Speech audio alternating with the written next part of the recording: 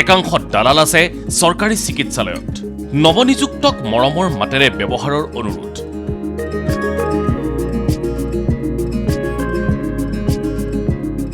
এয়া খানাপাৰাৰ দৃশ্য। প্ৰায় ৪,৩০০ যুৱক যুৱতীক স্বাস্থ্য খণ্ডৰ বিভিন্ন পদত নিযুক্তি প্ৰদান মুখ্যমন্ত্ৰীৰ। ১ লাখ নিযুক্তিৰ সপোন বাস্তৱায়িত কৰাৰ দিশেৰে খোজ দিয়া ডক্টৰ হিমন্ত বিশ্ব শৰ্মা চৰকাৰে এই পৰ্যন্ত নিযুক্তি দিলে ১,৪৫,৪৪৯ গৰাকী যুৱক যুৱতীক। আজি আমি ৩,৪২০ গৰাকী প্ৰাৰ্থীক আমি নিযুক্তি দিম আৰু এই নিযুক্তি হোৱাৰ লগে লগে আমাৰ নিযুক্তি পোৱা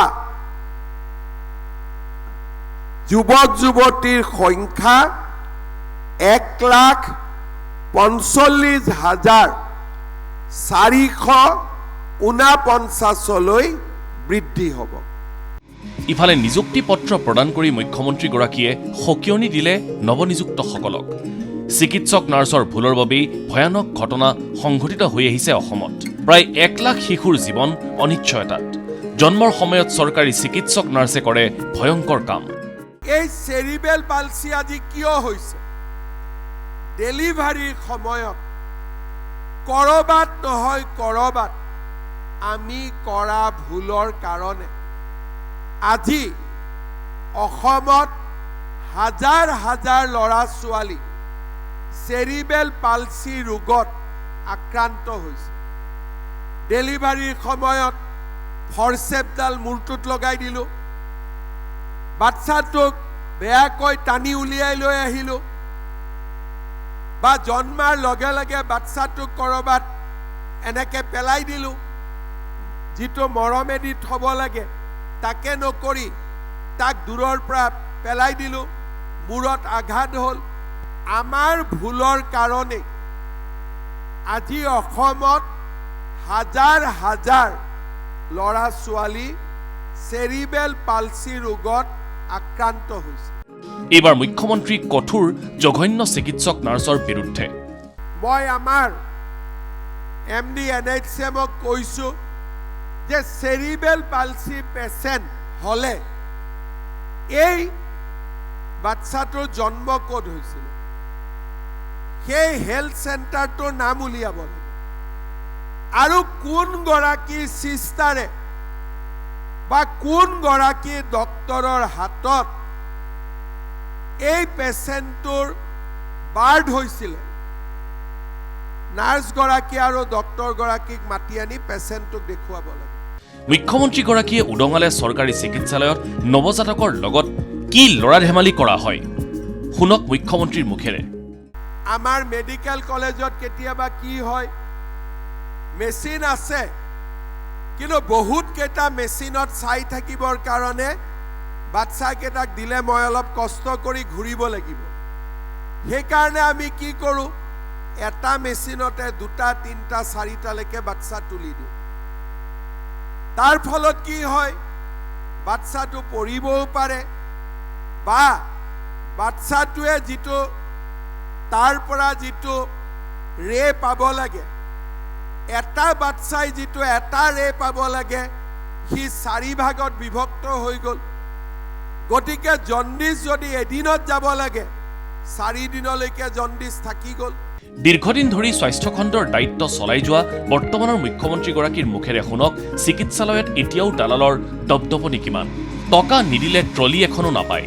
দালালে ব্যক্তিগত খণ্ডলৈ প্ৰেৰণ কৰে ৰোগীক।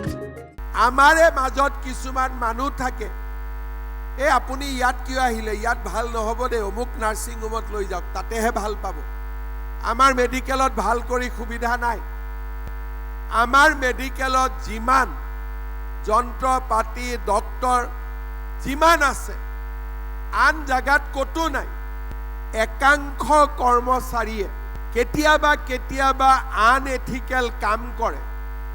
নিৰূপায় মুখ্যমন্ত্ৰীগৰাকীৰ কাটৰ আহ্বান নৱনিযুক্তসকলক। এষাৰ ভাল মাতেৰে ৰোগীসকলক ব্যৱহাৰ কৰিবচোন। আপোনাৰ ভাল এষাৰ মাতে দৰৱতকৈও বেছি সুফল দিব। বেমাৰত পৰা মানুহৰ কাৰণে ঔষধৰ যিমান প্ৰয়োজনীয়তা, মিঠা মাত এটাই তেওঁলোকক বহুত আত্মবিশ্বাস বঢ়াই তোলে। ভাষণৰ শেষত নৱনিযুক্তসকলৰ লগত ধেমালি মুখ্যমন্ত্ৰীৰ। নৱনিযুক্তসকলক সোনকালে বিয়াত বহাৰ আহ্বান মুখ্যমন্ত্ৰীৰ। বিয়াৰ আগতীয়া শুভেচ্ছাও দিলে হিমন্ত বিশ্ব শৰ্মাই। আজিতো আমি চাকৰি পাম, এতিয়া কিমান সোনকালে বিয়া পাতিব মন আছে? এবছৰৰ ভিতৰত যোনে বিয়া পাতিম বুলি মনতে ভাবিছে তেওঁলোকে হাত দাঙক। আচ্ছা, 2 বছৰত যোনে ভাবিছে, আচ্ছা বাকীবিলাকে ভাবাই নাই কেতিয়াও বিয়া পাতিম বুলি। কেতিয়াকৈ ভাবিছো? 2 বছৰ, 3 বছৰ, 3 বছৰত কোনে কোনে ভাবিছো।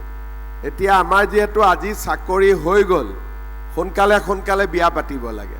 অৱশ্যে মুখ্যমন্ত্ৰীৰ আহ্বানৰ পাছতেই নিজৰ দায়িত্ব সুকলমে কৰিবলৈ অংগীকাৰবদ্ধ হ'ল নৱনিযুক্তসকল।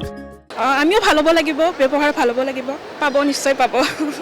কাৰণ বহুত মানে পঢ়া শুনা কৰি পাইছোঁ চাকৰিটো, তো একদম স্বচ্ছ নিকা একদম, তো আশা কৰিম মই তেনেকুৱা হ'বলৈ।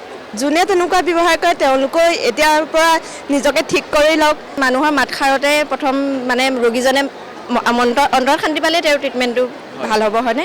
সেইটো কাৰণে এইটো আমি প্ৰচেষ্টা চলাম। আমি এতিয়া নতুন যিখিনি আহিছোঁ, আজিৰ তাৰিখত এইটো সম্ভৱ হৈছে আমাৰ কাৰণে বা বিজেপি চৰকাৰৰ কাৰণে। এইটো পাইছোঁ, বহুত সুখী আৰু আমি যে পইচা নোহোৱাকৈ এই চাকৰিটো পাইছোঁ আৰু ফাৰ্ষ্ট এটেম্পটতে পাইছোঁ, বহুত ভাল লাগিছে। ভিডিঅ' জাৰ্নেলিষ্ট হিতেশ ডেকাৰ সৈতে বিমল ভূষণ মহন্তৰ ৰিপৰ্ট, ND24।